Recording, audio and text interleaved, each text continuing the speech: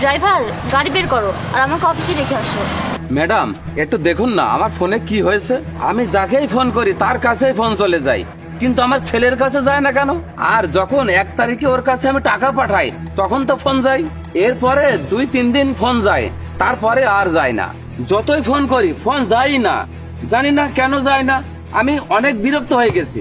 কিন্তু এটা কিভাবে হতে পারে আঙ্কেল? যদি এটাতে নেটওয়ার্ক না থাকে তাহলে তো সারা মাসই নেটওয়ার্ক থাকবে না, শুধু হাতে গোনা কয়েকদিন কেন নেট থাকবে? আচ্ছা দেখি, আমার কাছে ফোনটা দিন, আমি দেখছি। আরে, এটা আপনার ছেলে? হ্যাঁ এটাই তো আমার ছেলে। আপনি চেনেন নাকি ওকে? আরে না না, আমি তাকে চিনি না, এজন্য জিজ্ঞাসা করলাম। তাকে দেখে তো বড়লোক মনে হচ্ছে, আর আপনি সাধারণ ড্রাইভারের কাজ করছেন। ব্যাপারটা আমি বুঝলাম না কিছু। আমি কখনোই আমার ছেলেকে অভাব বুঝতে দিইনি।